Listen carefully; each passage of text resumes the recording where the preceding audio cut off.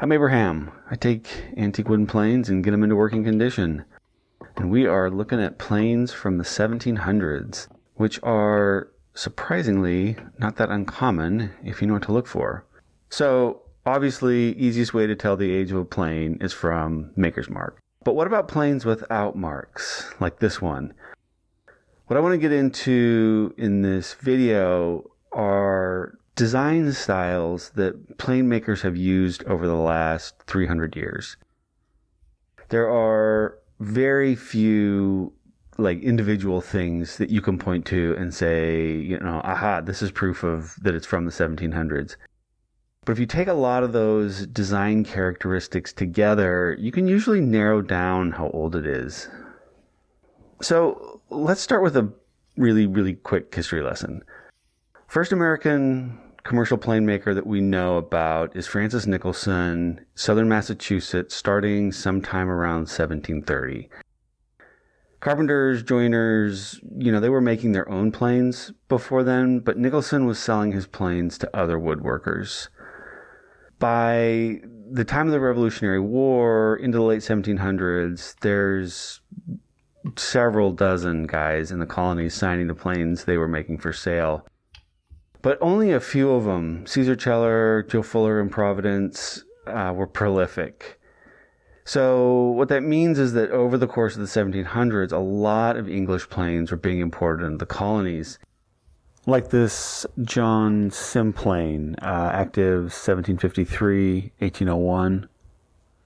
Not only were they widely available, they were also cheaper than locally made planes.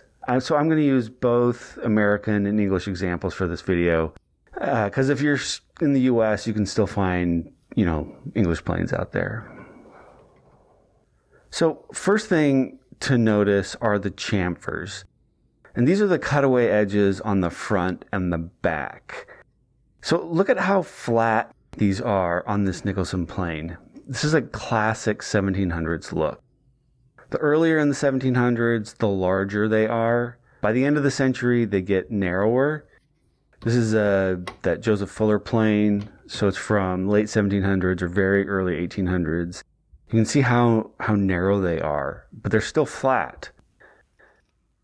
So this is a Annie Baldwin plane, so 1830s, Austin and Elbridge Baldwin. They're still kind of flattish, but they're much more rounded, and see how shallow they are. Okay, here's a Union Factory plane. So this is sometime around 1850s, a little bit before. And you can see how they're just completely rounded off at this point.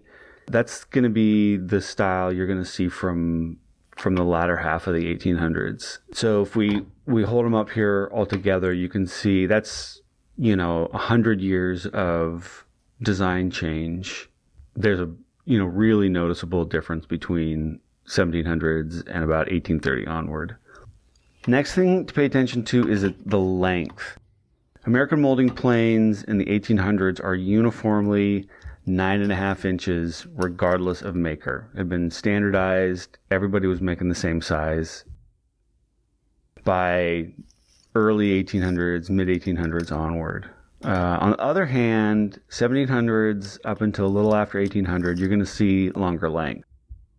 So this Nicholson plane is 9 3/4. You'll find planes well over 10 inches long from the early part of the 1700s. This Fuller is 10 inches. Now, it's not the same for English planes. They had standardized the length of their molding planes at 9.5 inches by mid 1700s about. So when it comes to English planes, you're not going to see those longer lengths unless it's something from the really early 1700s. You're looking at really different timelines between the two countries. Here's that unmarked plane. It's a little over 9 3/4. Okay, so that's chamfers and lengths. Now let's look at the wedge, and then this is where it gets tricky. This is where you're going to see the most individuality between makers. There were so many different wedge styles in the 1700s. So let's start with the standardized style of the 1800s. Look at the finial first. That's the upper end of the wedge, the roundy part. These are all from the 1800s. Look at how the finial comes to a point. It's almost like half of a heart on some of these. Some of them are more sort of a squished oval. And the concave in the neck below the finial is very short. Some of them have like this almost angular termination. You'll see some, in some cases, it's so short it's almost like just a V shape. So finials in the 1700s are a whole mix of styles, but one style that was unique to that time was this rounded finial with the long sloping concave in the neck. That one on the left is from Benjamin Froggatt plane, British plane maker, 1760, 1790. If the Nicholson plane had its original wedge, it would have looked very similar to this.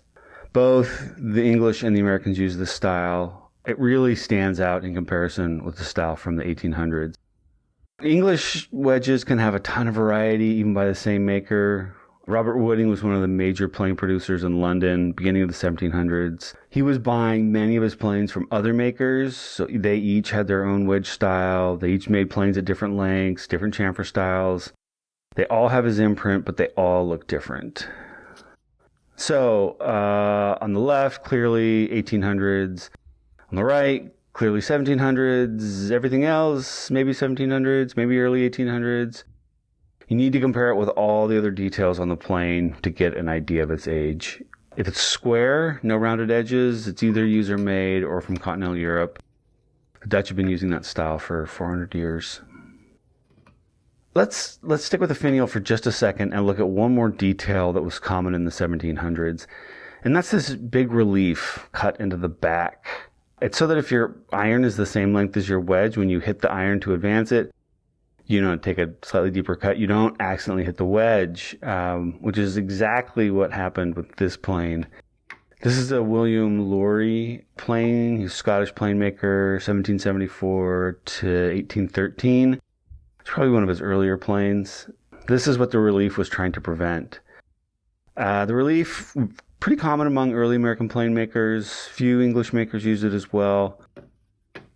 There is one little detail that is probably only going to be found in planes from the 1700s. Look inside the throat, and what you're looking for is a tiny chamfer cut into the leading edge of the mortise. So you can see how the back and the two sides come up to sharp points, and then the front it's got that sloping chamfer in it. The idea was that it would prevent the body from cracking if you drive the wedge in too hard. You can see from that Nicholson plane it didn't help. And this Fuller plane's got a little one in it.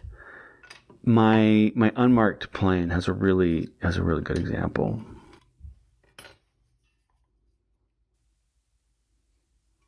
So, my unmarked molding plane, it's got the chamfers, it's got the length, it's got the long wedge with the round finial and the sloping concave. It's even got the tiny chamfer in the throat. So I can pretty confidently say that this plane was made in the mid to late 1700s. I'm pretty sure in the colonies. It's not in fantastic condition, but it's looking pretty good for about 270 years old. So let's switch to plow planes now. I got a unmarked one, and we're going to do the same thing with it. First, let me mention really quickly, why am I not talking about bench planes, jacks, joiners, smoothing planes? It's because they're extremely rare from the 1700s. For one reason is people made their own, but they also just got used up. Most common plane you're going to find from back then is a molding plane. Plows coming, second after that. Some of the characteristics of a plow from the 1700s are the same as a molder. Primarily the flat chamfers. There's no hard and fast rules about length, other than as a whole, they're typically much longer than planes made in the 1800s. And this is a classic example of planes made at that time. This is what was called a Yankee plow. Here's this Abraham Fisk plane. He was working in Rhode Island and New York around 1790. So along with the chamfers, there are a few more important details. Check out the arms where they meet the fence. They're dadoed in. there's grooves cut into the fence that the arms sit in. The idea was they would hold the fence parallel with the body. There are also rivets holding the skate to the body. You can see where they go through the entire body right here. And there's rivets holding the arm to the fence as well. Screws had been invented by then, but they weren't used on plow planes until well after the turn of the century. Thumb screws holding the arm in place, something else used by plane makers from that era. Thumbscrew plow planes were actually invented by the Germans all the way back in the 1500s. But as far as we know, they were completely forgotten about and then were reinvented by Francis Nicholson in the 1700s. English planes don't use them.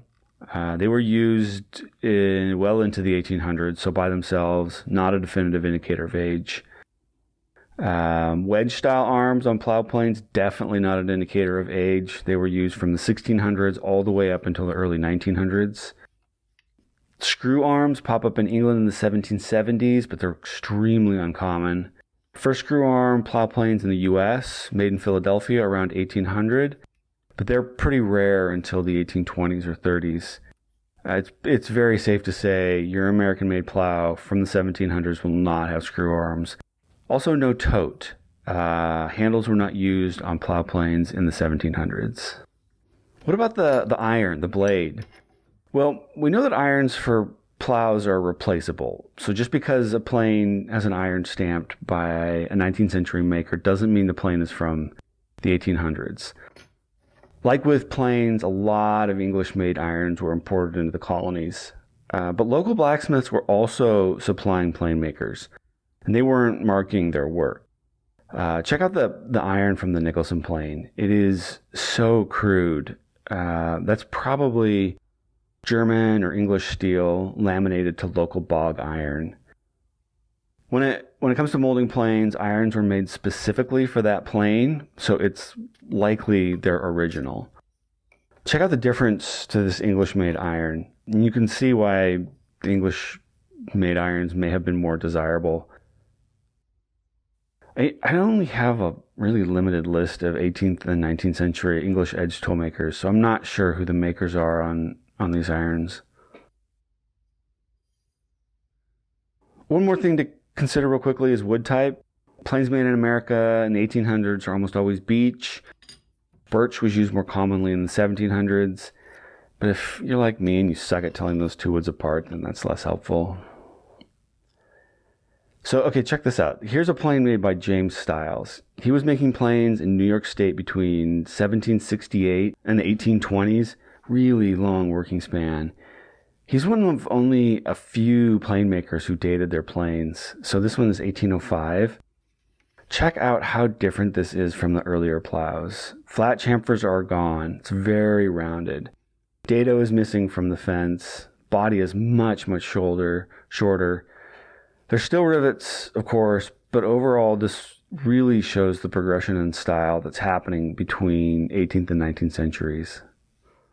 Obviously, it's not like plane makers stopped using certain styles at exactly midnight, December 31st, 1799. We're talking about general trends here. Trends that were popular in the 1700s were used into the very early 1800s. And on top of that, you're going to find exceptions. Check out this Ohio Tools plow. It's got like mini dados on the fence. But obviously from the rest of the plow, it's not from the 1700s. J. Benson was making 10-inch long molders in New York State, 1818. But they had round chamfers. So these exceptions are unlikely to have all of the characteristics I've talked about.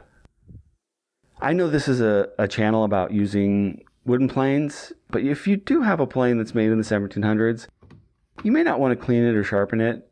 It may possibly, perhaps, be a collectible. Just because it's old doesn't mean it's valuable. Remember, it's rarity plus the importance of the maker plus the condition of the plane that equals high value. So research it before you do anything to it. But, if it ends up that it's not worth much, maybe it's still a collectible for you. Because there's no maker's mark, this plane, it isn't a collector's item. And I'm never going to use a side bead this big anyhow. They were used for architectural molding. This Nicholson plane is definitely a collectible, even though it's not in great condition. Because of that, I will never clean it or the iron. It stays as is. In an upcoming newsletter, I'm going to actually talk a little bit more about that B-Man owner stamp. This Fitch plane, because of its condition, is worth a bit more. But for all of them, they're just a really cool part of woodworking history. So they're part of my collection that I enjoy, but don't use. Anyhow, good luck dating your old planes, and goodbye.